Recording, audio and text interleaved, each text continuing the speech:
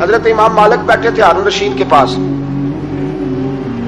سخت پیاس لگ گئی ہارون رشید کو، اتنی سخت گرمی پیاس، یہ روزہ کھول کے نا کوئی چیز نہ ہو، پانی ہو تھوڑا سا ٹھنڈا سادہ پانی، تو دل کرتا ہے سارے پی جائیں آج۔ حضرت مولا علی نے مثال دی ہے، شیر خدا نے، حضرت علی نے انوکھی بات کرتے، کہتے نا مجھے فلاں جان سے پیارا ہے، تو شیر تھے نا تو شیروں جیسی باتیں کرتے تھے۔ کسی نے پوچھا آپ کو نبی پاک صلی اللہ علیہ وسلم سے کتنا پیار ہے، تو فرمانے لگے سخت گرمی سخت پیاس میں جتنا بندے کو ٹھنڈے پانی سے پیار ہوتا ہے مجھے اس سے بھی بڑھ کے اپنے نبی سے پیار ہے صلی اللہ۔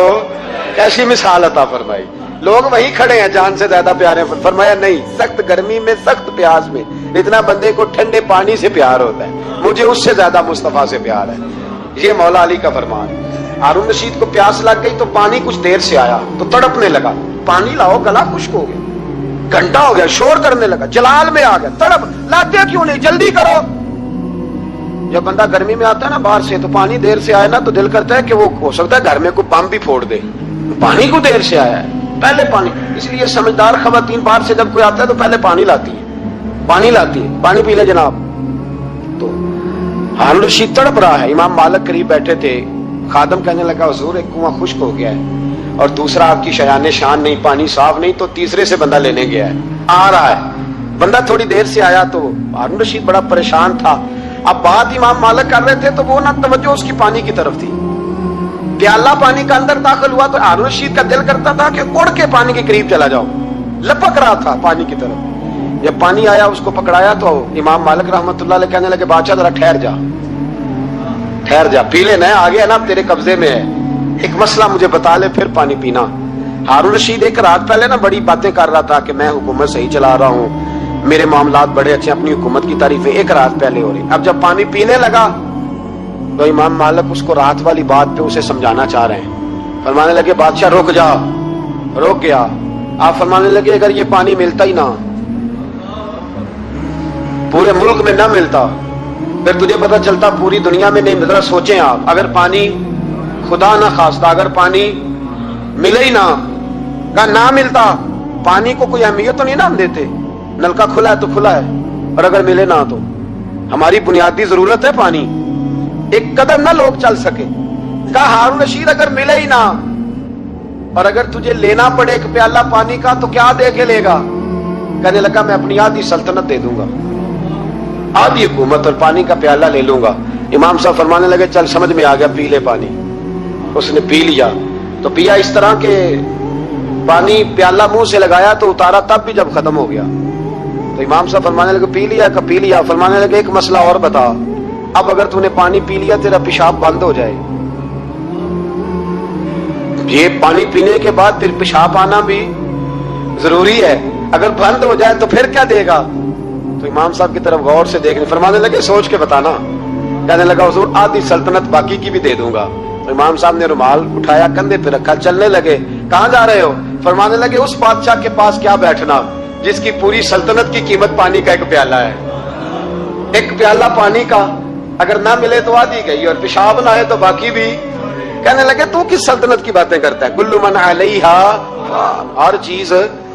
اب یقین کریں ہمارے پاس کو بندہ بیٹھ جائے نا تو ہم اسے ہلنے نہ دیں، ہم اسے کہیں تجھے پتہ ہی نہیں اصل بادشاہ میں ہی ہوں۔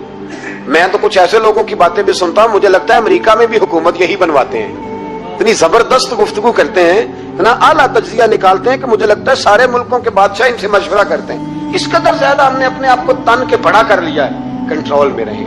امام مالک کہتے ہیں میں غریب کا بیٹا تھا، اکثر دین پڑھنے والے غریبوں کے بیٹے ہوتے ہیں، امیروں کے بچے ایف ایس سی پڑھتے ہیں، بی ایس سی پڑھتے ہیں، ٹیکنالوجی پڑھتے ہیں، غریبوں کے بچے دین پڑھتے ہیں، اور پھر امیروں کو ممبریاں ملتی ہیں، غریبوں کے بچوں کو اللہ ممبر عطا فرماتا ہے، مصلی رسول اللہ دیتا ہے۔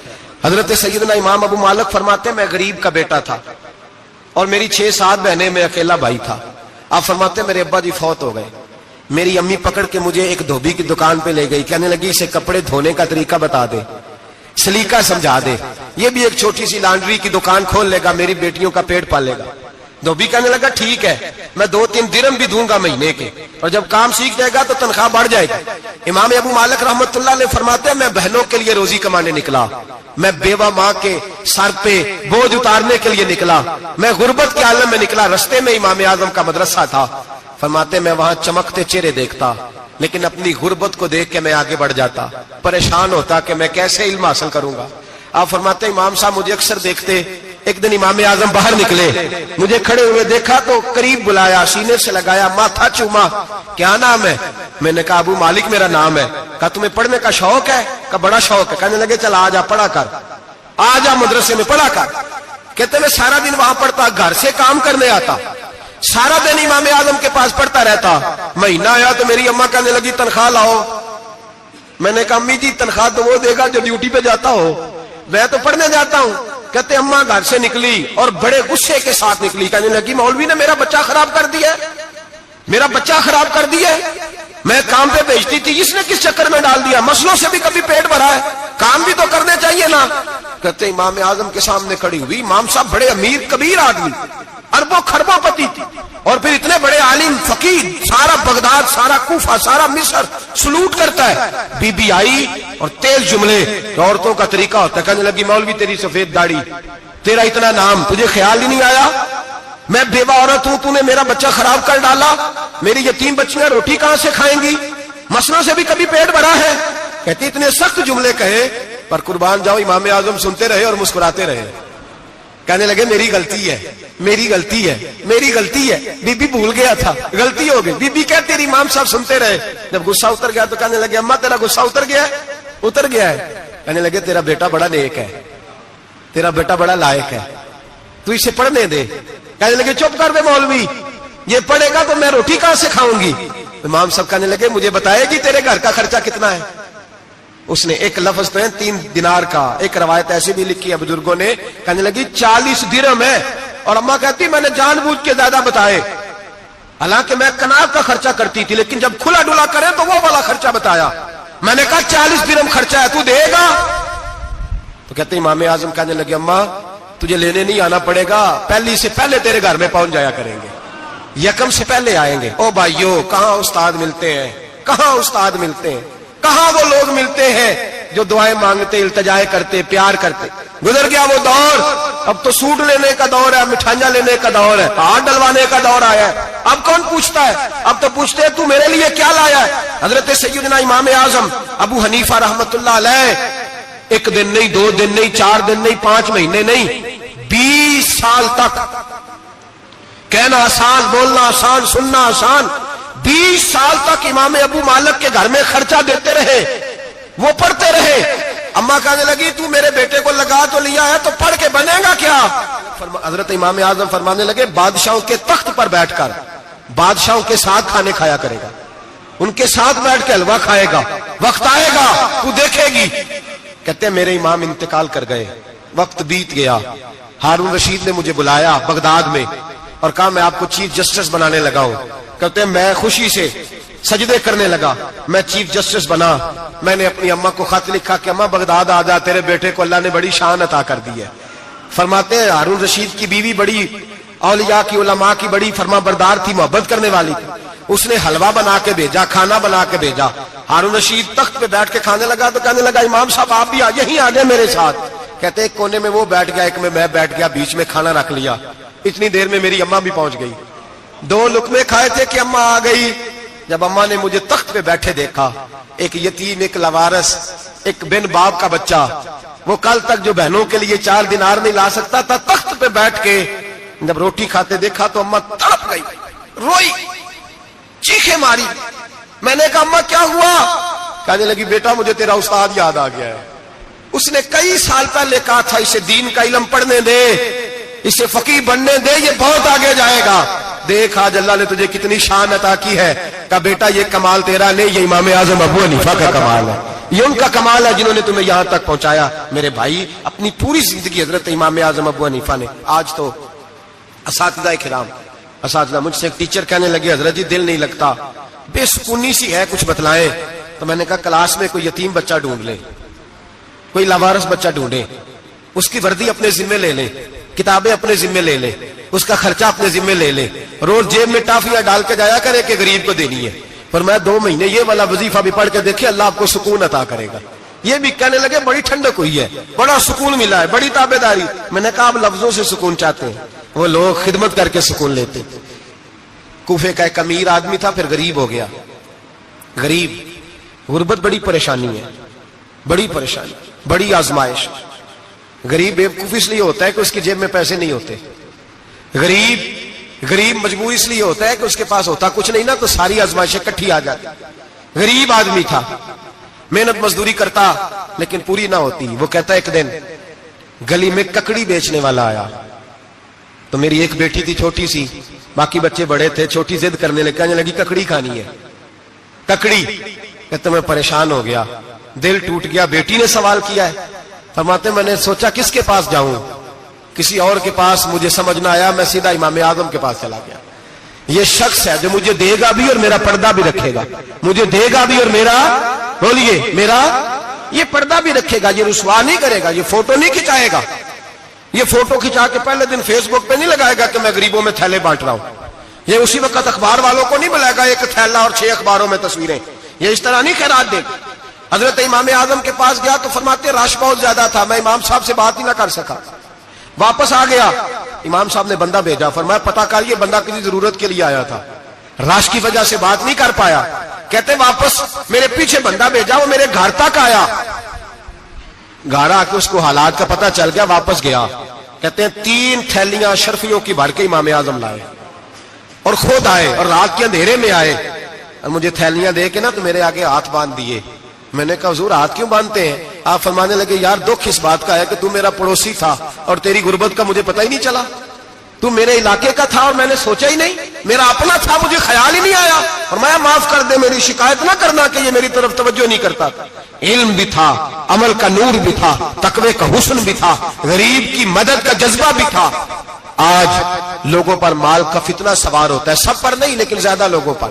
جیسے جیسے مال آتا جاتا ہے ویسے ویسے عقل بھی آتی جاتی ہے، ویسے ویسے سیانے بھی ہوتے جاتے ہیں. کہتے ہیں وہ بھی کمائے وہ بھی کرے، میں تو ٹیکنیکلی بڑا ہوں، میں عقل مندی میں بڑی. نہ بہن کی فکر رہتی ہے، نہ بھانجوں کی فکر رہتی ہے، نہ رشتہ دار کی فکر رہتی ہے، نہ دائیں بائیں کچھ دیکھتے ہیں. لوگ جیسے جیسے پاورفل ہوتے جاتے ہٹتے جاتے، کٹتے جاتے، امیروں سے گرانے لگتے جاتے، آگے کی طرف دیکھتے جاتے. امام اعظم ابو حنیفہ رحمت اللہ علیہ نے ساری زندگی پیار کیا، محبت بانٹی، علم، فقاہت، تقوی، روشنی. آج لوگوں کو علم ہوتا ہے پر علم کا نور نہیں ہوتا. ہمیں بہت ساری باتوں کا پتہ ہوتا ہے پر وہ باتیں ہمارے لفظوں میں ہوتی ہیں، ہم اس کے حسن سے آگاہ. اور اگر میں یہ کہہ دوں کہ ہمیں ان باتوں پر یقین کامل نہیں ہوتا، کہہ رہے ہوتے ہیں، ہم سمجھتے ہیں، بڑی باتیں کرتے ہیں، لیکن ان باتوں کے پیچھے جو عمل کا جذبہ ہے وہ پھیکا ہوتا ہے. امام اعظم ابو حنیفہ رحمت اللہ تعالی علیہ جتنے بڑے عالم تھے اتنا ہی بڑا خوف تھا اللہ کا دل میں، اتنا ہی بڑا خوف تھا. ایک آدمی کہتا ہے میں نے امام صاحب سے مسئلہ پوچھنا تھا، میں نے عشاء کی نماز امام صاحب کے پیچھے پڑھی. کتنی لوگ باتیں سنتے ہیں، اس کا اثر کتنا لیتے ہیں، لیکن امام صاحب رحمت اللہ علیہ کا طریقہ کیا تھا؟ کہتے میں نے امام صاحب کے ساتھ نماز پڑھی مسجد میں تو قاری صاحب نے قرآن پڑھا، اذا زلزلت الارض زلزالها واخرجت الارض اثقالها. فرماتے ہیں آخری 2 آیتیں پڑھی، فمن يعمل مثقال ذرة خيرا يرى ومن يعمل مثقال ذرة شرا يرى. اللہ فرماتے ہیں میں قیامت کے دن تیرے ذرے ذرے کا حساب کروں گا. ذرہ برابر نیکی ہوئی تو تیرے سامنے آئی، ذرہ برابر گناہ ہوا تو تیرے کس کے برابر؟ جی وہ کتنا ہوتا ہے؟ ریت کا 1 ذرہ، اس کے برابر بھی گناہ ہوا تو تیرے سامنے. یہ اللہ کہہ دیا ہے تو ایسا انشاءاللہ ہو کے رہے گا. اللہ ایک دفعہ دکھائے گا. دعا فرمائے اللہ ہمیں معافی عطا فرمائے، اللہ ہم سے درگزر فرمائے، اللہ ہمیں بخشے ہوئوں میں شامل فرمائے. یہ آیت امام صاحب نے سنی تو کہتے ہیں میں نمازی سارے چلے گئے تو امام صاحب بیٹھے اور یوں نہ اپنی داڑھی پکڑ لی، چراغ ٹمٹما رہا. کہتے ہیں داڑھی پکڑ لی اور امام صاحب بیٹھے. میں نے کہا کہ کسی محویت کے عالم میں ہے، سوچ میں، چلے میں تھوڑی دیر میں آتا ہوں. کہتے ہیں میں 2 گھنٹے کے بعد آیا تو امام صاحب ایسے بیٹھے ہیں داڑھی پکڑی ہوئی. میں نے کہا ٹھہر کے آتا ہوں. میں پھر 1-1.5 گھنٹے کے بعد گیا تو ویسے بیٹھے. کہتے ہیں تہجد کا وقت ہو گیا، میں مسجد میں گیا تو چراغ ٹمٹمانے لگا، ختم ہونے کے قریب آ گیا. امام صاحب بیٹھے. اب میں نے دیکھا کہ آنکھیں آنسوؤں سے بھری ہوئی ہیں اور اپنی داڑھی پکڑ کے کھینچ رہے ہیں اور کہتے ہیں یا اللہ تو اگر ذرے ذرے کا حساب لے گا تو ابو حنیفہ تو الجھ جائے گا. اے اللہ تو ذرے ذرے کے بارے میں پوچھے گا تو میں تو نہیں جواب دے سکتا. خدا بندہ اس طرح کر، میرے ان سفید بالوں پہ رحم کھا. اے اللہ میرے بڑھاپے پہ مہربانی فرما، مجھ سے نہ ذرے ذرے کا پوچھنا، میں بڑا کمزور ہوں، میں نہیں جواب دے سکتا. مولا مجھ سے درگزر والا معاملہ کر. کہتے تڑپ رہے امام صاحب. فجر کی اذان ہوئی تو امام صاحب نے دائیں بائیں دیکھا, میں پیچھے کھڑا تھا. میں نے کہا حضور ساری رات ہی گزر گئی, آپ ایک آیت سن کے پریشان رہے, اور میں روزانہ 20 تقریریں سنتا ہوں, درجنوں حدیثیں سنتا ہوں, مجھے تو اثر نہیں ہوتا. آپ فرمانے لگے مجھے تیرے معاملے کا نہیں پتا, لیکن مجھے اگر تو نے دیکھ لیا ہے تو کسی کے ساتھ ذکر نہ کرنا مجھے. اور فرمانے لگے پھر تو نیک آدمی ہوگا, تجھے نہیں خیال آتا. تو میں تو جانتا ہوں من آنم کے من دانم, پتہ سارا ہے سردار نو کی دیا, میں تو جانتا ہوں نا, مجھے خبر ہے, لہذا میں نہیں حساب دے سکتا, تیرا نہیں مجھے پتا. جتنا میرے بھائی علم زیادہ اتنا خوف بھی. حضرت عبداللہ ابن مسعود فرماتے ہیں زیادہ باتیں کرنے والا عالم نہیں ہوتا, اللہ سے زیادہ ڈر جانے والا عالم ہوتا ہے. جو آدمی لمبی چوڑی گفتگو کرے وہ فقیہ نہیں, وہ اللہ سے ڈرنے والا نہیں, بلکہ جس کو وہ بات کرے تو تھوڑی کرے, ڈر کے کرے, خوف کے ساتھ کرے, اللہ کی خشیت جس کے دل میں ہو وہ بڑا عالم ہوتا ہے. حضرت امام اعظم ابو حنیفہ رحمت اللہ علیہ مالدار تھے اور اپنے مال میں سے حصے نکالتے تھے. امام صاحب فرمایا کرتے تھے میں نے چند ہزار درہم رکھ دیے. حضور کس لیے؟ فرمایا لوگوں کو قرضہ دینے کے لیے. نبی پاک صلی اللہ علیہ وسلم نے فرمایا قرضہ لینے والے کو منع کیا ہے, فرمایا قرضہ ایک قید ہے, بغیر مجبوری کے نہ لینا. اب لینے والے بھی احتیاط نہیں کرتے, فٹافٹ قرضے کے پیچھے بھاگتے. بڑی مجبوری ہو تو قرضہ لیں, فرمایا مقروض قیدی ہوتا ہے, قرضہ لینے سے بچو. اور دینے والے کو کیا کہا؟ فرمایا اگر سامنے والا تنگ دست ہو نا, تنگ دست, تو اسے مہلت دو. جتنی تم مہلت دو گے اللہ اتنے ہی پیسے روز صدقہ کرنے کا ثواب عطا فرمائے گا. اگر تنگ. ایک صاحب مجھے کہنے لگے, میں نے رمضان شریف میں نا قرضے کے حوالے سے یا کچھ عرصہ پہلے کسی موقع پر قرض کے حوالے سے کو بات کی. ایک صاحب مجھے کہنے لگے حضرت صاحب جیسے کسی کو لینا ہوئے نا 20,000 تو انہوں ترا کے لئی دے, تو جی 20 کروڑ لینا ہوئے تو پھر نہیں ترایا جاتا. میں نے کہا کیوں؟ کہنے لگے 20,000 والا بندہ ماڑا ہوتا ہے نا, جہاں 20 کروڑ کھا گیا وڈی مگرمچھ ہوتا ہے, انہوں ترایا جا سکتا, وہ دے کے بندے ترلے ہی کر دے, چل بھائی کیویں دے سکنا ہے. وہ جو 20,000 والا نا ماڑا بندہ کہتے تو دینے نے کہ تیرا بندوبست کریے, کہتے چل صاحب جمعرات لے آؤ کسی طریقے, جمعرات ماڑا ہے نا. نبی پاک نے کیا فرمایا؟ حضور نے فرمایا تجھے پتہ چل جائے کہ تنگ دست ہے تو مہلت دے, جتنے دن تو اس سے پیسے نہیں لے گا اتنے پیسے روز صدقہ کرنے کا ثواب دیا جائے. اب لوگ جو تگڑی موٹے مگرمچھ ہیں ان کو مہلت دیتے ہیں, وہ کہتے ہیں جا جتھوں لب دے نہیں لے, پھر کہتے ہیں نہیں آپ بتائیں آپ کیسے دے سکتے. اور ماڑا بندہ انہیں 2,000 دینا ہے دکان کا, اس کو دکاندار کہتا ہے کل سائیکل لے کے تب گزرنا, میرے آگے سے اگر پیسے دینے ہیں تو میں نے سائیکل رکھ لینا. ڈرنا چاہیے اللہ پاک, ہمیں پتا ہوتا ہے سامنے والا غریب ہے, تنگ دست ہے, مجبور ہے, اسے مہلت دینی. امام صاحب کہتے ہیں میں نے کچھ پیسے رکھے ہوئے تھے, پس منظر یہ تھا کہ غریب لوگ آتے ہیں تو میں ان کی مدد کروں گا. امام اعظم ابو حنیفہ نے ایک بندے سے پیسے لینے تھے, اور حال یہ تھا کہ آپ دھوپ میں کھڑے تھے, ساتھ اس بندے کا مکان تھا. لوگوں نے کہا حضرت دیوار کے سائے میں ہو جائے. فرمانے لگے اس سے پیسے لینے ہیں, اگر سائے میں کھڑا ہوا تو سود میں شمار ہو جائے گا, میں اس سے فائدہ نہیں لے سکتا. ایک بندے سے قرضہ لینا تھا, وہ آپ کو دیکھ کے گلی اور دوسری گلی میں چلا گیا, رستہ بدل گیا اور چھپ گیا.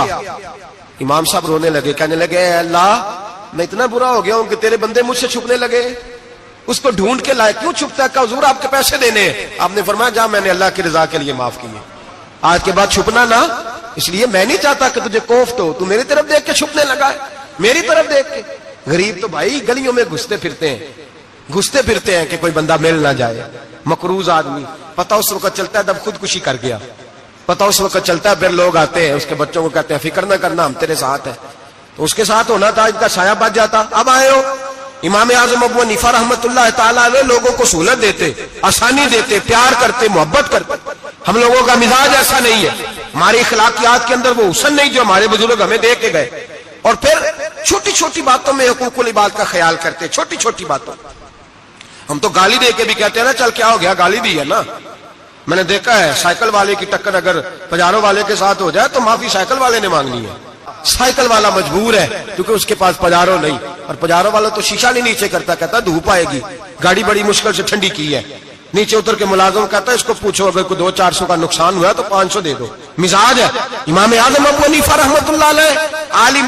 حقوق العباد کا چھوٹی چھوٹی. آپ کے شاگردوں میں سے کسی کے چہرے پہ شکن آتا تو 20 بار پوچھتے کوئی پریشانی ہے میرے بیٹے کو, کیا ہو گیا. ساری زندگی سایہ دار شجر کی طرح گزاری, ساری زندگی شاگردوں پر مریدوں پر محبت کا سائبان رہا, ٹھنڈی چھاؤں رہی امام صاحب کی.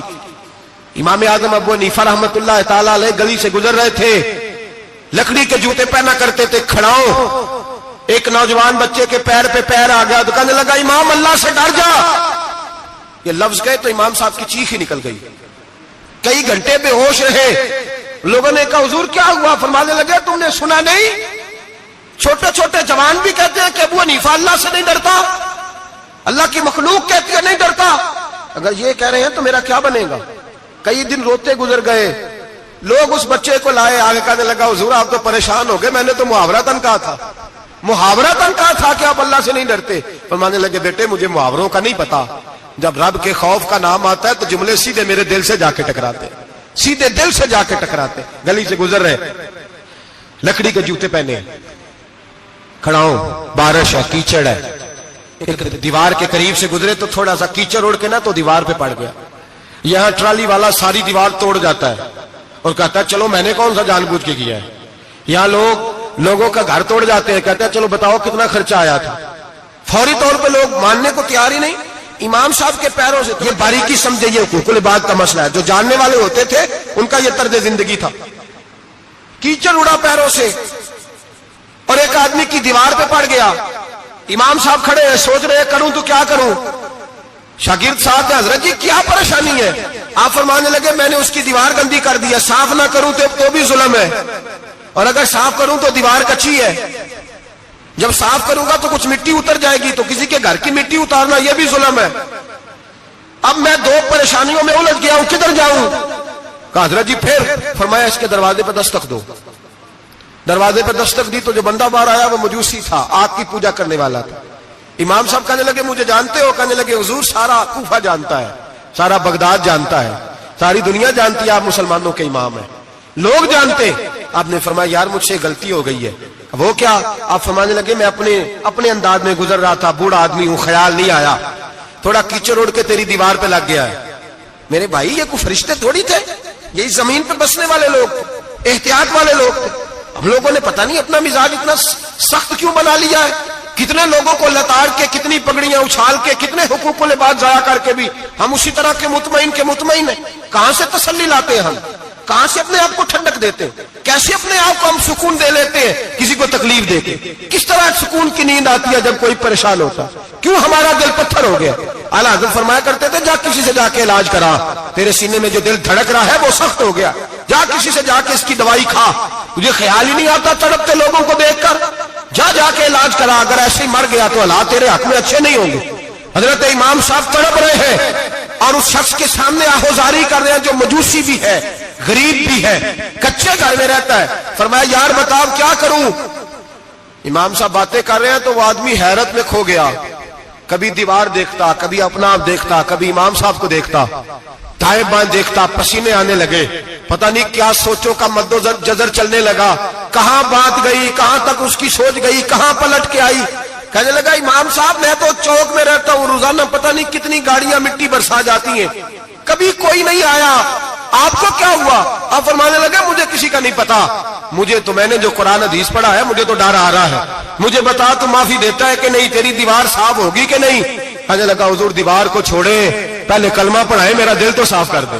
کہنے لگا اتنا میٹھا دین، اتنا پیارا دین، اتنا خوبصورت دین کہ غریب کی دیوار پر کیچڑ لگ جائے اور آپ کو اتنی تکلیف ہو، میں اس دین سے دور کیوں ہوں؟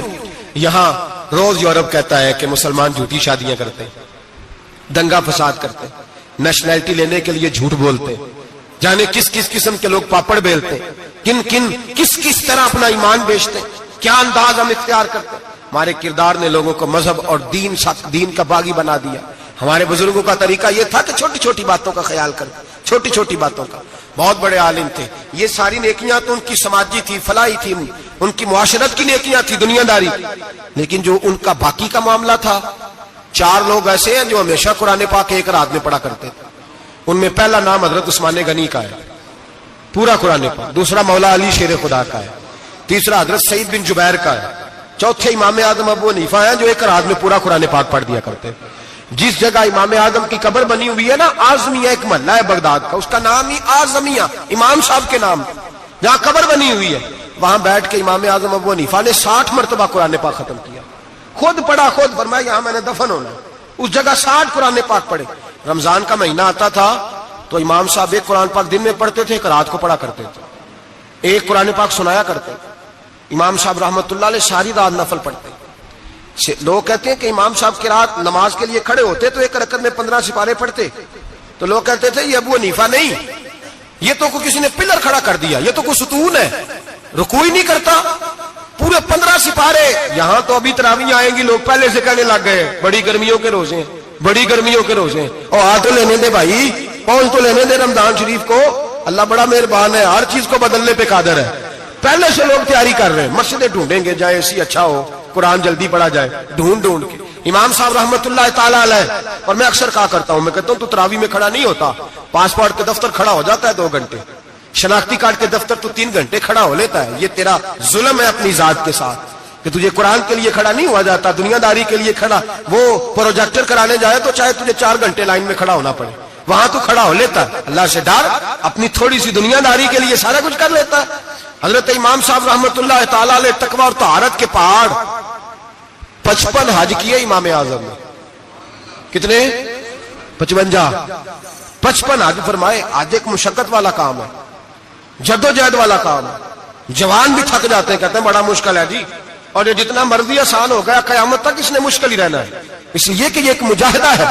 55 حج کیے، آخری حج پہ گئے تو کعبے کے مجاور کو کہنے لگے ذرا کھول نہیں دیتے کعبے کا دروازہ، میرا اندر جانے کو دل کرتا ہے۔ اس نے دروازہ کھولا، اندر گئے تو کہنے لگے خدایا، 2 جملے کہنے لگے اے اللہ، جتنا تو نے مال دیا تھا میں اتنا شکر نہیں ادا کر سکا، اور جتنا تو نے علم دیا تھا میں اتنا عمل نہیں کر سکا، اب بوڑھا ہو گیا ہوں، مہربانی کرنا مجھ سے درگزر والا معاملہ کر، اور اے اللہ اگر تو مجھے بتا دے کہ تو راضی یا ناراض ہے تو میں ذرا سکون سے مر جاؤں۔ کہتے ہیں کعبے کی دیواروں سے آواز آنے لگی، ابو حنیفہ تیرا رب تجھ سے بڑا راضی ہے۔ داتا گنج بخش علی اجویری جیسا بابا 1000 سال پہلے لکھ کے گئے کشف الماجوب میں، داتا صاحب نے لکھا ہے 1000 سال پہلے کشف الماجوب میں۔ داتا صاحب فرماتے ہیں میں حضرت بلال کی قبر پہ حاضری دینے گیا، یعنی 1000 سال پہلے کے مسلمان بھی قبروں پہ مزاروں پہ جایا کرتے تھے۔ داتا صاحب لکھتے ہیں، کہتے ہیں ملک شام میں حضرت بلال حبشی کی قبر پہ حاضری دینے گیا، میں قبر پہ حاضری دے کے تو ساتھ لیٹ گیا، میری آنکھ لگ گئی، مجھے خواب میں نبی پاک کا دیدار نصیب ہوا، گویا حاضری حضرت بلال کی، اور برکت یہ کہ وہاں مجھے مصطفیٰ کا دیدار نصیب ہو رہا ہے۔ فرماتے ہیں نبی پاک میری خواب میں آئے، حضور نے ایک بوڑھے بابے کے گلے میں ہاتھ ڈالا ہوا ہے اور اپنے ساتھ ساتھ چلا رہے ہیں۔ میں نے عرض کی یا رسول اللہ یہ کون ہے؟ تو نبی پاک نے فرمایا یہ تیرا امام اعظم ابو حنیفہ ہے۔ فرماتے ہیں مجھے سمجھ آ گئی کہ امام اعظم بھٹک اس لیے نہیں سکتے کہ انہیں رسول پاک نے سہارا عطا فرمایا ہے، وہ بہک اس لیے نہیں سکتے کہ نبی پاک نے انہیں سہارا دیا۔ داتا گنج بخش علی اجویری رحمت اللہ تعالی علیہ فرماتے ہیں کہ امام صاحب رحمت اللہ تعالی علیہ بہت بڑی شخصیت۔ امام اعظم کا پیغام کیا ہے؟ انہوں نے فقہ بنائی، دین پھیلایا، جتنی بھی میں نے باتیں سنائی سارا پیغام، ایک پیغام ہے امام صاحب۔ امام صاحب رحمت اللہ تعالی علیہ فرماتے ہیں کہ دین پر عمل کرنے والوں کو بھی کسی اچھی صحبت کی ضرورت ہوتی ہے، عمل کرنے والے کو۔ آپ فرماتے ہیں کئی دفعہ عمل کرنے والے کا عمل بھی ٹوٹ جاتا ہے، استقامت نہیں رہتی۔ فرماتے ہیں اچھی صحبتیں تلاش کرو، ان کے پاس بیٹھا کرو، ورنہ ہو سکتا ہے جو عمل تم کر رہے ہو اس میں کمی آ جائے۔ جتنا نیک لوگوں سے رابطہ زیادہ رہتا ہے انسان کا دین پر عمل زیادہ رہتا ہے، جتنا نیک لوگوں سے پیچھے ہٹتا ہے اتنا دین سے۔ آپ فرمایا کرتے تھے اگر 2 سال نہ ہوتے جو میں نے امام جعفر صادق کی صحبت میں گزارے ابو حنیفہ ہلاک ہو جاتا۔ اپنے آپ کو رب کریم کے بندوں کے ساتھ لگا کے رکھے، جوڑ کے رکھے۔ اگر ہمارا رب کریم کے بندوں سے رشتہ رہے گا تو قرآن و سنت سے رشتہ رہے گا۔ اللہ تعالی ہمیں ان بزرگوں کے نقوش سیرت پر عمل کی توفیق عطا کرے۔ آخر دعوایا ان الحمد للہ رب العالمین۔